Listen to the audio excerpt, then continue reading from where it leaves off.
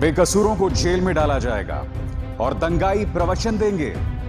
जवाब तो मांगा जाएगा। जब इकोनॉमी धराशायी हो, कूटनीति में भारत पूरी तरह से घिर गया हो, मगर मुख्य धारा की मीडिया में पूरी तरह से सन्नाटा हो, तो जवाब तो मांगा जाएगा ना। नमस्कार, स्वागत है आपका जवाब मांगा जाएगा में। मैं अभिसार शर्मा। और जवाब इसलिए मांगा जाएगा क्योंकि शहंशाह ने नए कपड़े पहन लिए हैं और नए कपड़े पहनने के बावजूद हकीकत नहीं छुपाई जा सकती। एक ऐसी बदनुमा हकीकत जिसे देखकर हर देशभक्त भारतीय का सिर शर्म से झुक जाना चाहिए। जी हां, मई के महीने में चीन ने घुसपैठ की थी। चीन अब भी हमारी जमीन पर बना हुआ है। यह बात मैं नहीं कह रहा हूं, क्योंकि यह बात मैं तो मई के सप्ताह से कह रहा हूं, मगर अब यह बात किसी और ने नहीं बल्कि रक्षा मंत्रालय ने इन दस्तावेजों में कही है जो इस वक्त आपके स्क्रीन पर दिखाई दे रहे हैं। जी हां, मगर दिलचस्प बात यह है कि अगले ही दिन बहुत ही रहस्यमय तरीके से ये दस्तावेज गायब भी हो जाते हैं। अब भी चीन हमारी जमीन पर बना हुआ है। इसका मतलब आप समझते हैं, 1962 को हमने पूरी जंग लड़ डाली थी। क्यों? क्योंकि चीन हमारी जमीन पर कब्जा करना चाहता था। उसके बदले में हमें करारी हार का सामना करना पड़ा था।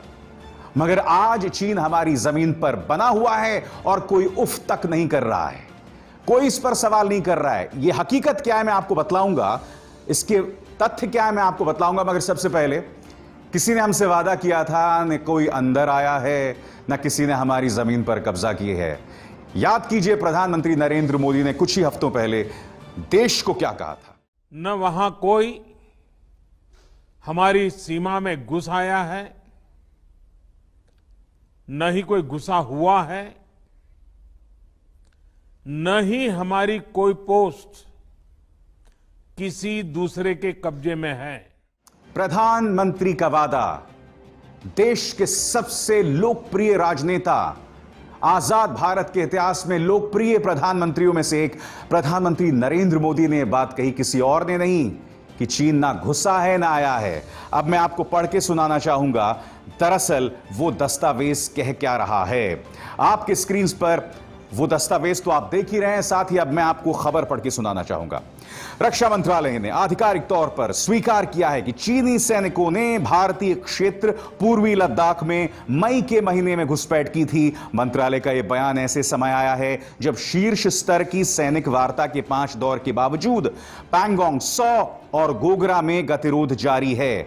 बीते मंगलवार को रक्षा मंत्रालय की वेबसाइट पर अपलोड किए गए नए दस्तावेज में बताया गया है कि बेजिंग पक्ष ने कुगरांग नाला हॉट स्प्रिंग के उत्तर में पेट्रोलिंग पॉइंट 15 के पास गोगरा यानी PP-17A और पैंगोंग सौ के उत्तरी तट के क्षेत्रों में 17-18 मई को सीमा क्षेत्र का उल्लंघन यानी ट्रांसग्रेशन किया था।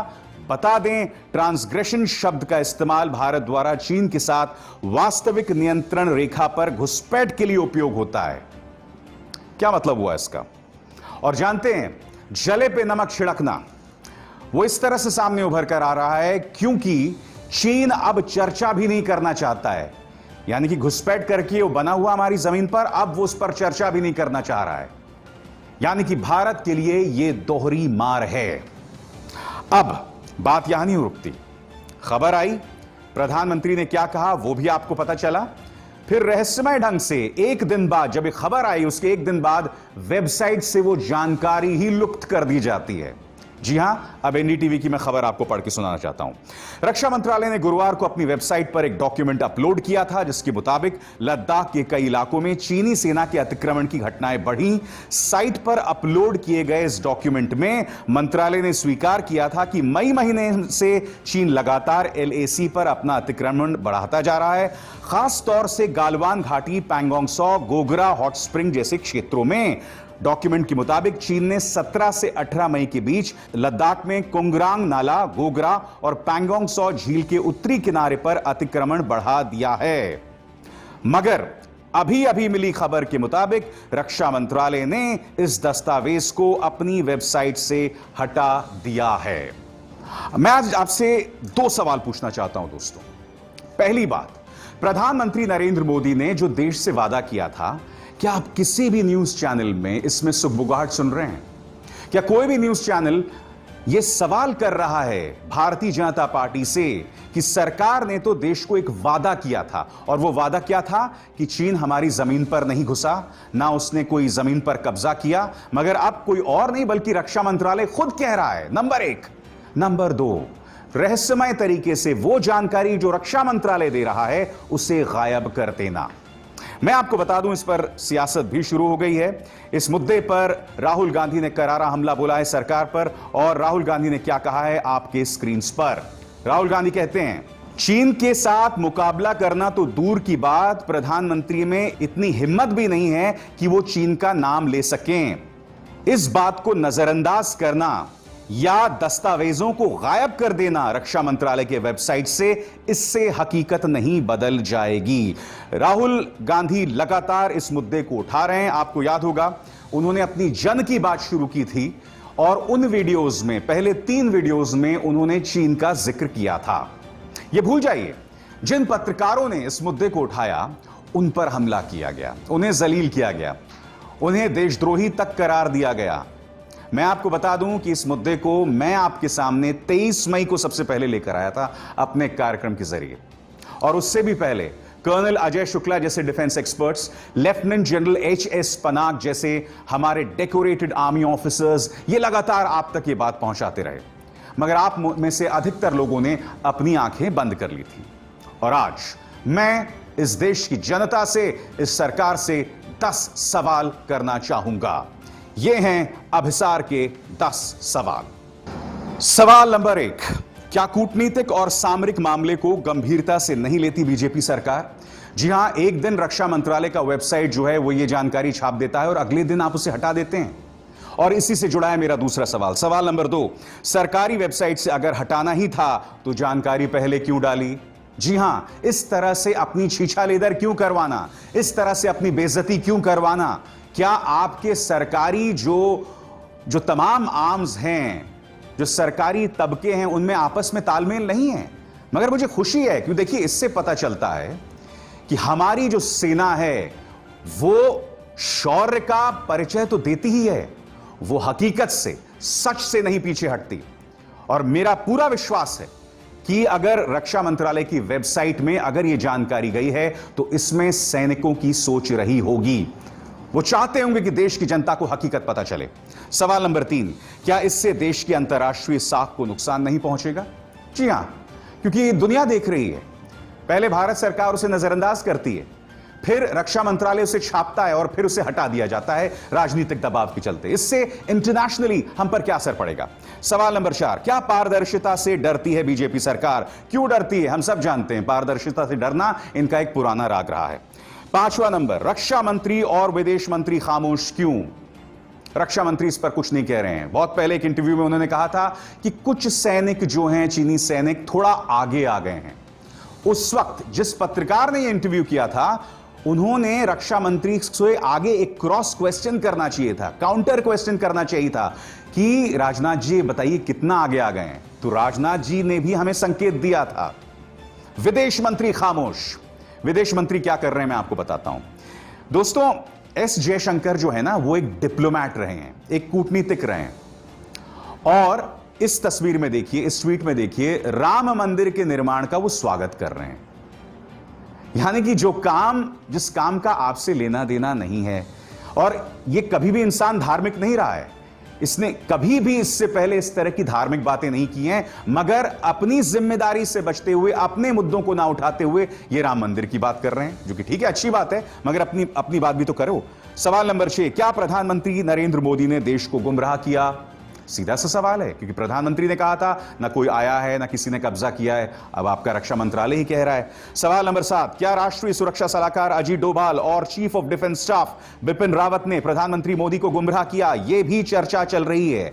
खबर यह भी आ रही है कि प्रधानमंत्री नरेंद्र मोदी इन 2 चेहरों से, जो इस वक्त आपकी स्क्रीन पर हैं, पहले NSA अजीत डोभाल, दूसरे chief of defence staff Bipin Rawat, इन दोनों से नाराज हैं। मगर क्या इस नाराजगी के चलते किसी तरह की कार्रवाई होगी? क्या मोदी अपने राष्ट्रीय सुरक्षा सलाहकार से नाखुश हैं, या यह सब दिखावा है? क्योंकि कुछ मीडिया में इस तरह की खबरें आ रही हैं कि वो नाराज है, मगर क्या ये सिर्फ एक दिखावा है? सवाल नंबर 2, जो लोग इस बड़ी भूल के लिए जिम्मेदार हैं, क्या उन पर कार्रवाई होगी? ये लाख रुपए का सवाल है दोस्तों, क्योंकि आपको याद होगा पुलवामा में हमारे 40 जवान शहीद हो गए थे। आज तक इंटेलिजेंस फेलियर के लिए कौन जिम्मेदार था, इस पर किसी पर कार्रवाई नहीं हुई है, क्योंकि पुलवामा हमले से ठीक पहले 1 नहीं 2 नहीं 3 बार, मैं नहीं बोला हूं, उस वक्त के सेना प्रमुख बिपिन रावत संसद भवन में प्रवेश कर रहे थे। पत्रकारों ने उनसे रोका कि पुलवामा में कुछ इंटेलिजेंस रिपोर्ट्स आ रही हैं आतंकवादी हमले की। उन्होंने कहा हां मुझे पता है, और फिर वो अंदर चले गए। किसी पर कोई कार्रवाई नहीं हुई। और इसके बाद 10वां और आखिरी सवाल, क्या राजनीतिक नेतृत्व को बचाने का रास्ता तैयार किया जा रहा है और क्या ठीकरा सेना पर फोड़ा जाएगा? आपको याद होगा एक पत्रकार ने कहा था जब हमारे 20 सैनिक मारे गए थे कि देखिए दोष सरकार का नहीं होता, दोष तो सेना का होता है जो सीमा की रक्षा करती है। हम दोष सरकार पर नहीं मढ़ सकते। यह बात अलग है जब यही मोहतरमा प्रधानमंत्री नरेंद्र मोदी का इंटरव्यू कर रही थी और जब प्रधानमंत्री ने कहा था कि जी मैंने जो है घुसकर बालाकोट में हमला कराया था, प्रधानमंत्री बार बार मैं शब्द का इस्तेमाल कर रहे थे। तब इस पत्रकार ने उनसे यह नहीं पूछा था कि आप या सेना। और ये वही पत्रकार हैं जिन्होंने अभी 2 दिन पहले जब प्रधानमंत्री हेलीकॉप्टर के जरिए अयोध्या में उतरे थे तो कहा था कि त्रेता युग में जिस तरह से भगवान राम पुष्पक विमान में उतरते थे, बिल्कुल उसी तरह से ये हेलीकॉप्टर जो है वो अयोध्या में उतर रहा है। यानी कि ये लोग हमारे सैनिकों की भी बेइज्जती करने से पीछे नहीं हटते हैं। भगवान राम के समकक्ष इन्होंने प्रधानमंत्री नरेंद्र मोदी को रख दिया। महापुरुष हैं प्रधानमंत्री, मैं इस बात से इनकार नहीं कर रहा हूं, मगर भगवान राम, अरे कम से कम भक्त भी इस बात को स्वीकार नहीं करेंगे। मैंने कार्यक्रम की शुरुआत में आपसे कहा कि शहंशाह के नए कपड़ों को लेकर कोई सवाल नहीं उठाना चाहता और इन नए कपड़ों से भी हम हकीकत नहीं छुपा सकते। जी हां, और इसको लेकर टेलीग्राफ ने यह तस्वीर छापी जो आपके स्क्रीन पर है। मैं ये क्यों कह रहा हूं आपसे, क्योंकि भारतीय जनता पार्टी को कहीं ना कहीं लगता है कि राम मंदिर शिलान्यास के बहाने जो बुनियादी मुद्दे जिसका सीधा ताल्लुक आम इंसान से, उन्हें छुपाया जा सकता है। मसलन चीन हमारी जमीन पर बना हुआ है, यह हमारे राष्ट्र पर हमला है, मुद्दा नंबर 1। मुद्दा नंबर 2, कोरोना। इसको लेकर हमारे स्वास्थ्य मंत्री क्या कह रहे हैं आप देखिए। वो कह रहे हैं कि साहब कोरोना को लेकर ऑल इज वेल, हमने हालात पर काबू पा लिए हैं। एक जमाने में यह भी तस्वीर थी हर्षवर्धन जी की जब वो मटर छील रहे थे। मुझे उम्मीद है हर्षवर्धन जी आपका यह बयान उस तस्वीर जैसा नहीं है, क्योंकि कल की हकीकत मैं आपको बताना चाहता हूं। सबसे बड़ी खबर जो आपके स्क्रीन पर, भारत के अंदर कोरोना का आंकड़ा 20 लाख को पार कर गया है, 2 मिलियन के आंकड़े को पार कर गया है। और पिछले एक दिन में रिकॉर्ड 62,538 लोग कोरोना संक्रमित हुए और 886 लोगों की मौत। कल का यह रिकॉर्ड बना हुआ है कि 62,538 लोग संक्रमित हो गए हैं और 886 लोगों की मौत। कुल संक्रमितों की संख्या बढ़कर अब 20,27,074 हो गई है। एक्टिव केसेस 6,07,384, मरीज जो ठीक हुए 13,78,105। रिकवरी रेट जो एक अच्छी खबर है वो है 67.98%। और अब तक 41,585 मौतें। मैं इस बात को मानता हूं रिकवरी रेट बेहतर है। मैं जानता हूं कि भारत की स्वास्थ्य सेवा लचर है। ऐसे में जो लोग लगातार बढ़ रहे हैं, जिनकी संख्या बढ़ रही है, उनका इलाज कैसे होगा? मेरी ये बात समझ के परे है कि स्वास्थ्य मंत्री ऐसा दावा कैसे कर सकते हैं। तो ये जो 2 C's हैं, ये 2 C's हमारे लिए सिरदर्द का सबब बने हुए हैं। पहला कोरोना, दूसरा चीन। और इन दोनों मुद्दों को लेकर यह सरकार बयानबाजी जो है वो गलत बयानबाजी कर रही है। और दोस्तों मैंने देखा है कि दुनिया भर में जब भी कोई नेता कमजोर होता है, हालांकि मुझे नहीं लगता प्रधानमंत्री नरेंद्र मोदी कमजोर स्थिति में है, क्योंकि प्रधानमंत्री नरेंद्र मोदी ने जो अपना मुकाम बना लिया है शिलान्यास के बाद, वो मुकाम अब कम से कम हिंदू हृदय सम्राट के तौर पर कोई नहीं छू सकता। विकास पुरुष तो कहां है वो तो हमें नहीं पता, बुनियादी मुद्दों पर तो कोई बात नहीं कर रहा है, मगर बतौर हिंदू हृदय सम्राट उनकी छवि कहां पहुंच गई है? क्योंकि आप जो मध्यम वर्गीय हिंदू परिवारों के व्हाट्सएप स्टेटसेस को देखो, उनके फेसबुक पेज पे जाओ, तो राम मंदिर बन गया, सारी समस्याओं का समाधान हो गया। ठीक है, अब जो मैं आपको बता रहा हूं, ये समस्याएं जब पेश आती हैं तो जनता का ध्यान भटकाने के लिए कई चीजें होती हैं, और ये सिर्फ भारत ही नहीं है। इसकी एक मिसाल मैं आपको देना चाहूंगा अमेरिका की। खबर आ रही है कि इस साल के अंत में जो अमेरिकी राष्ट्रपति चुनाव होने वाले हैं, उसको लेकर डोनाल्ड ट्रंप की हालत बहुत पतली है। अब वो अपने मुख्य प्रतिद्वंद्वी जो बाइडेन पर यह आरोप लगा रहे हैं कि अगर जो बाइडेन राष्ट्रपति बन गए तो बाइबल को जला दिया जाएगा, भगवान को हटा दिया जाएगा। बिल्कुल उसी तरह की बातें जैसे कि भारत में होती है कि अगर बिहार में फलाना पार्टी जीती तो पाकिस्तान में पटाखे फूटेंगे, अगर बीजेपी हट गई तो मुगलों का शासन फिर से हो जाएगा। उस तरह की बातें। अब देखिए डोनाल्ड ट्रंप क्या कह रहे हैं, 40 सेकंड का उनका बयान है, आप खुद सुनिए। Joe Biden's policies put China first and America last, and that's what he'll continue to do if he ever got this shot. And you will have a disruption in the markets, the likes of which our country has never seen. You will have a crash in the markets because he's going to double and triple your taxes. He's going to do things that nobody ever would ever think even possible because he's following the radical left agenda.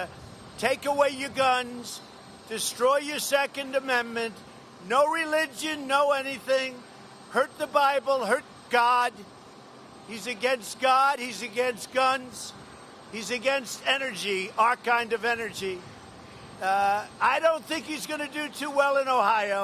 तो Donald Trump यहां पर religion का card खेल रहे हैं, और वहां पर हकीकत क्या है? वहां पर नस्लीय तनाव लगातार बढ़ा है, धर्म के आधार पर लोगों को लगातार टारगेट किया जा रहा है, और जो अपने आप में एक बहुत बड़े सिरदर्द का सबब वहां के सामाजिक ताने बाने को हो रहा है। आज इस हकीकत से अमेरिका का सभ्य समाज मुंह नहीं मोड़ सकता। क्यों? क्योंकि सत्ता पर एक ऐसा शख्स आसीन है जिसके समर्थक इसी तरह से माइनॉरिटीज को टारगेट करते हैं, दूसरे देशों से आए लोग हैं उन्हें टारगेट करते हैं। कुछ इसी तरह का माहौल भारत में भी बना हुआ है। यह मत सोचिए कि इस तरह से करके हम तरक्की के रास्ते पे बढ़ सकते हैं, क्योंकि आज जो बुनियादी समस्याएं हैं, चाहे वो नौकरी को लेकर हो, चाहे वो चीन की घुसपैठ को लेकर हो, चाहे वो कोरोना को लेकर हो, ये तमाम मुद्दों को लेकर भारत घिरा हुआ है। और इन चीजों से मेरी आपसे अपील, कृपया मुंह मत मोड़िए। तो जवाब मांगा जाएगा। मैं बस इतना ही अविसार शर्मा को दीजिए इजाजत। नमस्कार। अगर आपको हमारे वीडियोस पसंद आए तो प्लीज लाइक करें, सब्सक्राइब करें और शेयर करें।